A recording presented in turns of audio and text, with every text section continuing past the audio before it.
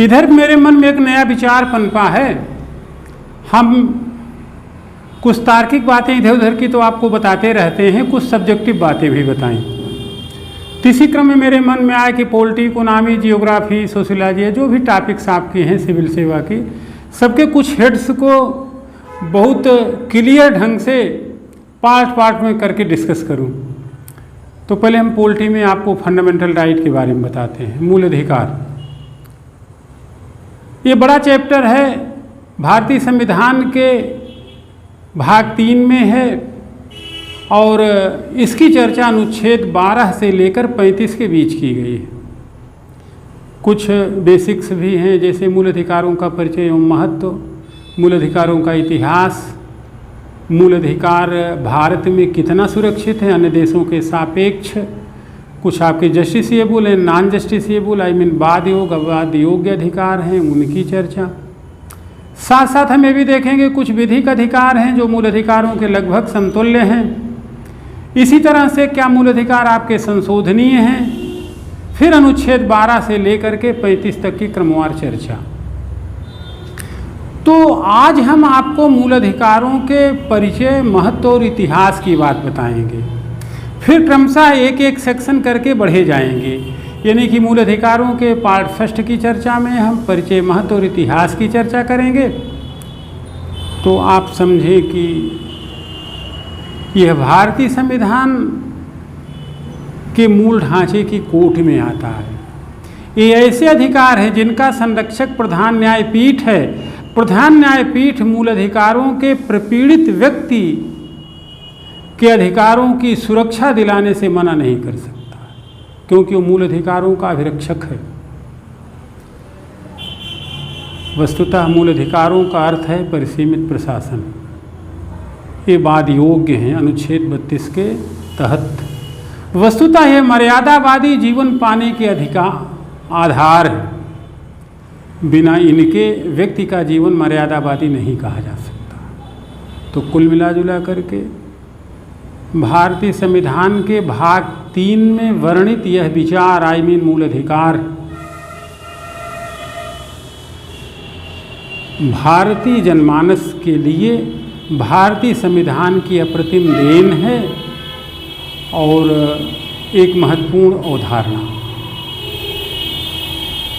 सिद्धांततः मूल अधिकारों का अर्थ है परिसीमित प्रशासन, और परिसीमित प्रशासन का अर्थ है कि कार्यपालिका या विधायिका दोनों के स्वतंत्र या समन्वित रूप से ऐसी व्यवस्था करना कि वो नागरिक अधिकारों की संरक्षक बने, नागरिक अधिकारों को न्यून और छीण न करे। यह भी कह सकते हैं कि मूल अधिकारों का उद्देश्य वस्तुतः इस बात में छिपा हुआ है कि राज्य पर संवैधानिक नियंत्रण के द्वारा नागरिकों के मूलभूत अधिकारों की रक्षा। कहते हैं अधिकार बिना जीवन नहीं। आज हम पशुवत समाज में या हड़प्पा कालीन युग में नहीं जी रहे हैं, आज हम उत्तर आधुनिक युग में जी रहे हैं। इस नाते व्यक्ति को कुछ मानवाधिकार, कुछ मूल अधिकार एक व्यक्ति होने के नाते मिलने ही चाहिए, जिसका संबंध केवल रोटी, कपड़ा और मकान से नहीं है, बल्कि मर्यादापूर्ण जीवन जीने से भी। तो कुल मिला जुला करके राज्य बाध्य है आपके प्रति कुछ अधिकारों की प्रत्याभूति के लिए, जो समता के हैं, स्वतंत्रता के हैं, शोषण के विरुद्ध रक्षा के हैं, धर्म के इत्यादि के, जिनके एक क्रम से हम चर्चा करेंगे। तो कह सकते हैं कि मर्यादावादी जीवन जीने के लिए कतिपय अधिकारों की आवश्यकता है। संविधानतः राज्य द्वारा आपको प्रत्याभूत है, जो मिलेगा ही, वो छीना नहीं जाएगा, कम नहीं किया जाएगा, न्यून नहीं किया जाएगा, छीन नहीं किया जाएगा। आप यह भी कह सकते हैं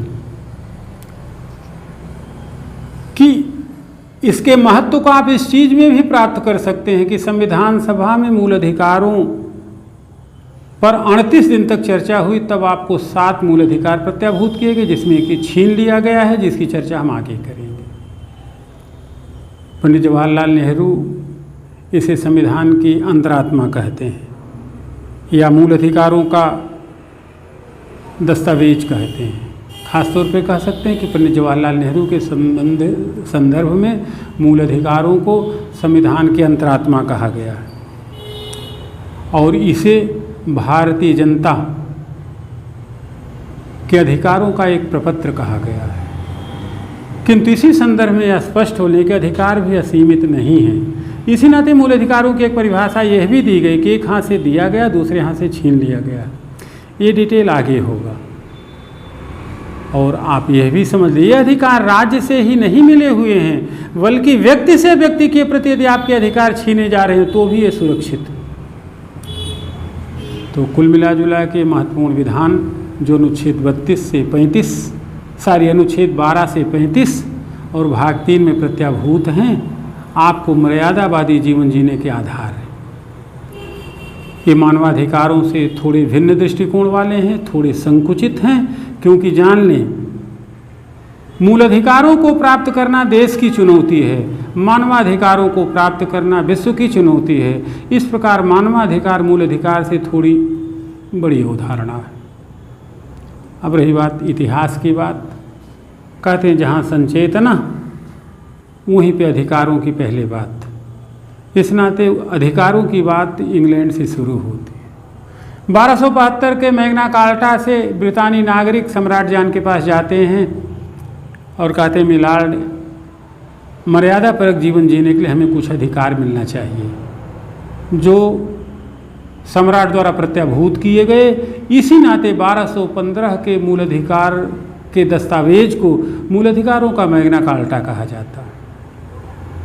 आगे आप देखेंगे तो 1688 की क्रांति के बाद 1689 में बिल ऑफ राइट की रचना हुई, जिसमें इंग्लैंड के नागरिकों के लिए तमाम अधिकार प्रत्याभूत किए गए, नागरिक अधिकार प्रत्याभूत किए गए। इसी प्रकार 1789 में फ्रांस में जनता के मूल अधिकारों की चर्चा की गई, जिसे एक पृथक दस्तावेज में, जिसे मानव एवं नागरिक अधिकारों का घोषणा पत्र कहा जाता है। तो मूल अधिकारों का इतिहास है।